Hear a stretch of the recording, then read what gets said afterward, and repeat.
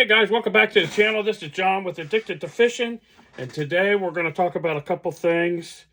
One is a new piece of gear that I got, kind of the status of my channel, or more or less the status of myself. So let's start with the gear review.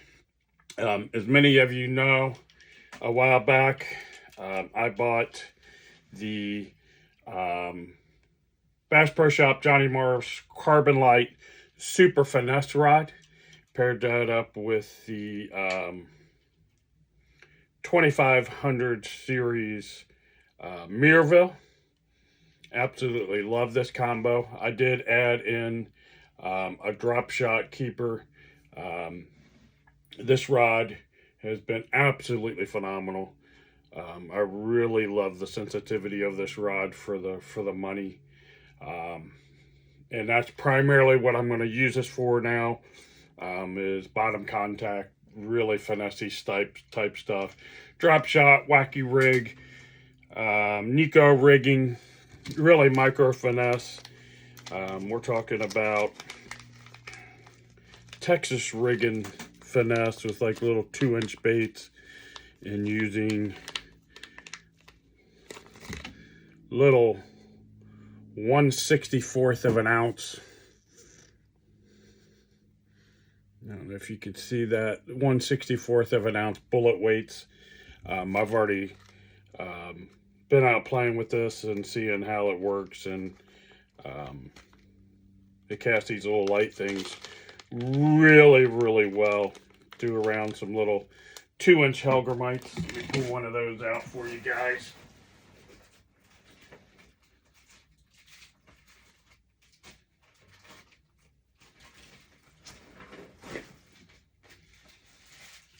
Fortunately, I was able to pull one of those out pretty quickly in a dark color. I had these made by a small bait maker by throwing around these little 2-inch Helgermites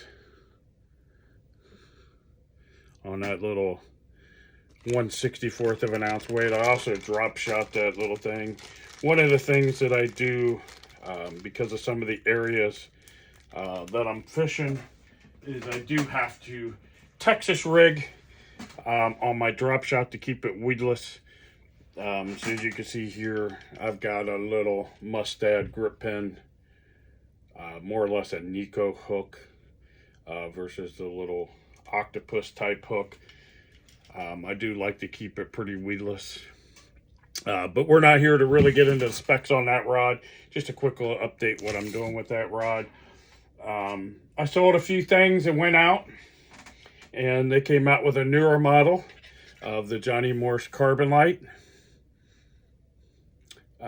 This one is what they're calling the forward-facing sonar minnow rod. It's 7'3", medium light, moderate fast, 6 to 10 pound line, 1/8 to 3/8 of an ounce. And you guessed it, it's going to be one of my minnow rods, but it's also going to be for small tail spins, underspins, small little jerk baits and other things. One of the reasons why I was happy and I wanted to buy this rod, one, I did like its sister rod and that Super Finesse rod. Let me pick that rod back up for you. I don't want to misquote it here.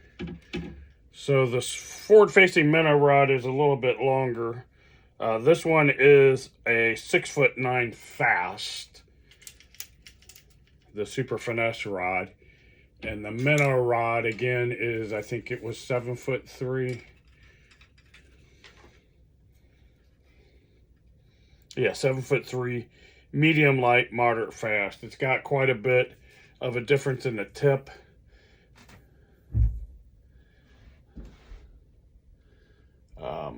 It's a really nice overall reel or rod. I have it with a Mirville 2500 as well. But I did notice with the longer rod fishing, like the Great Lakes Finesse, sneaky underspin, tail spinners, things of that nature. It just seems to, in my opinion, work a little bit better. I switched that rod out for my, let me find it real quick. I swapped out my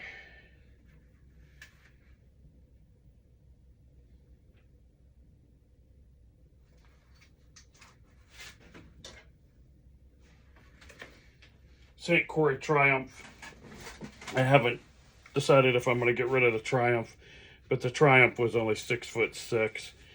I wanted a little bit longer rod. I have it with a Shimano Sahara 2000 series reel right now. Again, I don't know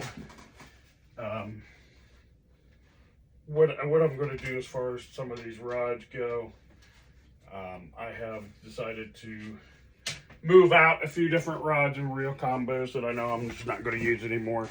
But that little Super Finesse rod was fantastic. So when I bought the minnow rod, I knew it was going to do the same.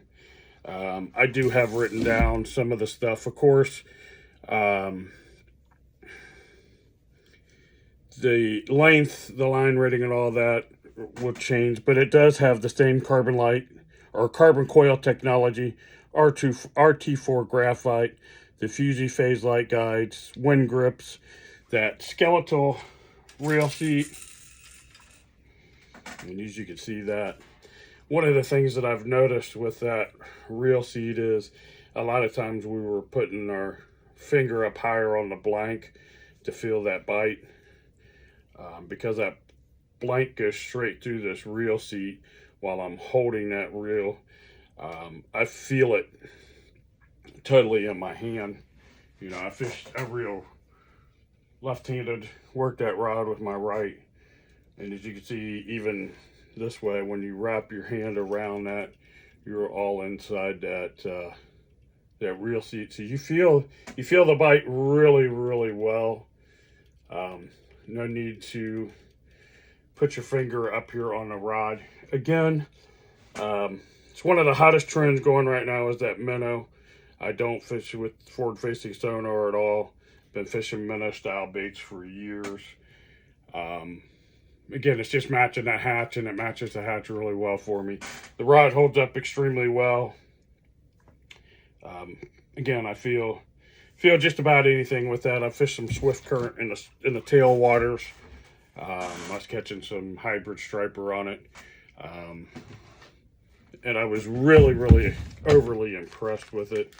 Again, having that Super Finesse rod, when they came out with the minnow rod, it was kind of a no-brainer for me that I wanted to pick that up. Just to be able to have a little bit longer rod, a little bit different action, a little bit different all the way around. And I've been nothing but impressed with it, especially for the money. You can find these rods sometimes under $100 on sale. I bought it with the 40% off, and I've been impressed. So my 1-2 punch this year for spinning is going to be both the carbon lights. You know, a lot of people I hear talk about the Bass Pro rods. They don't really like it. Those come with a 10-year warranty. I didn't buy the gear guard, but you can buy gear guard on top of it. That gear guard protection is extremely, extremely handy. They make it really convenient. Not any issues at all. Yeah, and I think all around for the money, I think it's a great rod, great sensitivity. I wasn't looking for something really high end, especially with some moving type baits. I did look at a couple other rods, but ultimately I ended up purchasing the Bass Pro rod. And I know all throughout the years that I've been on this channel and just in personal life, I've been teaching people how to purchase things on a budget, and I still will continue to do so. Again, these rods, the budget side of it is finding them on sale. Plus, you know, when you get these on sale and get a deal and they're sub 100, I would compare these to some of more of the high-end rods that I fished. I'm probably not going to buy a $400 or $500 rod to bank fish with, just because when I'm walking around and slip and fall and things of that nature, I don't want to be disappointed if I break a $500 reel rod versus even $100 rod.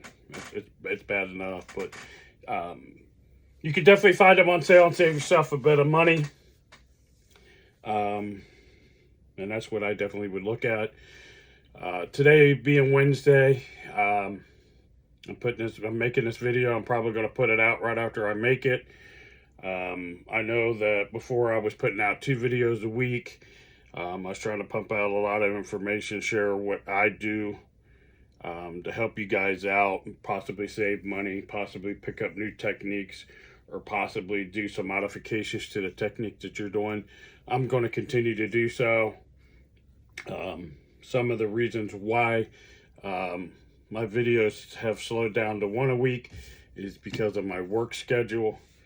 I do have a full-time job that ultimately just kind of gets in the way. My 2 days off a week, I'm busy, doing a whole bunch of other things, trying to get out on the water, do some fishing, just trying to enjoy it. That's part of what I'm going to do for going forward is, I don't mind making the content. I like helping people out. I like showing my tips and my tricks and ways to save money. But again, I want this to be something enjoyable for me and doing the things that I enjoy. Plus, recently I discovered on my left eye, I woke up one morning and it kind of had a little of a burn in the corner. It was just coincidence. But it led to, a lot of watering in the eye. And then I noticed something in my eye and I thought I had scratched it. Went to urgent care and fortunately, but unfortunately, I was misdiagnosed. Went to the Cincinnati Eye Institute the next day. Got an emergency appointment in to have this looked at and discovered that I have a benign tumor on my left eye. I'm going back next week to have it further evaluated with them and to see what the next steps are going to be, as far as having it removed from my eye. I don't know what kind of recovery process, what's all going to be involved in that. I don't even know, 100% what the procedure is. They just said that they can remove it. According to them, it's pretty simple. So I'm hoping that it's nothing really serious as far as the surgery and turnaround recovery type time. But even so, I'm gonna still keep putting out videos, making things. One of the things that I started doing, and I'm going to run a full tutorial over this. Another one of the newest, hottest crazes going right now are like the fuzzy dice. I've started experimenting and making my own fuzzy dice. This just happens to be a Guggen Squad Bandito bug that was beat up, and cut it down and made my own dice. I've made 2 of them. And I really am impressed with the action that I'm getting off of these. So I'm going to make a tutorial on those, what I'm doing. It's a way to save yourself some money. There are some people out there making the little cube blanks themselves. But again, saving money, staying on a budget. I'm taking old beat up baits. Possibly even, stuff that I'm not using. And I'm just going to pick on this one here. This is a good way that you can make them. This was a pack of Cincos that were sent to me by a guy. It's actually the guy that made the Helger mites that I showed you. I could take some old Cincos, cut them down, especially once they're wore out, and make my own dice. The dice game is something that is here. I believe it's going to stick around for a while. It's something these fish haven't seen. It's really, really easy to make. It's a little time consuming, but they're easy to make, inexpensive. So look forward to that. I'm going to make videos regardless of where I'm going. I just wanted you guys to know that if a video or 2 doesn't come out for a little bit, you know why. I'm probably nursing and taking care of my eye first and foremost. All of you should remember your health comes first. It's the most important thing. I don't have sponsors. I don't have commitments to anybody other than myself. I put these videos out to, again, help people, give people a different perspective, let people know some of the things that we've been doing for years and we've just never talked about it. Some of the things that others won't talk about. But anyway, guys, I won't take up a lot of your time. Again, today was just an update on my health and talking about this new forward-facing sonar minnow. They call it the FFS minnow rod. Again, specs on it real quick to recap on that. 7'3", medium light, moderate fast, 6 to 10 pound line. It loads at 1/8 and maxes out at 3/8. I've been throwing a little 1/8 ounce ball head on it. This happens to be the VMC boxer head. Instead of using a loop knot, I use a snap. I'll talk about that in another video. This is the 6 cents little minnow, little strobe shaker. I really am impressed with this rod. It's got just enough. You know, that was one of the things I was saying about the super finesse rod. I like it to be a more of a extra fast. This moderate fast seems to be more of an extra fast to me. I really like it. I'm really pleased with it, and I look forward to using it. Again, we'll recap these rods back at the end of the year, let you know some more in depth about it. But anyway, guys, I hope you enjoyed that video. Please, if you haven't done so, subscribe to my channel. It's really going to help me out.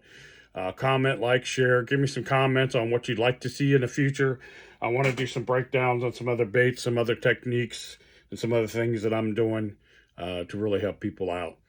When I go to make up some more of the dice, I'll have a tutorial on that, including the needle that I'm using. Plus, there's a couple other things that we can do, and I can show you how to do it.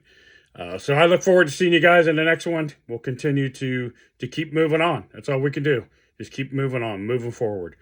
Anyway, guys, tight lines. We'll see you in the next one. Thank you.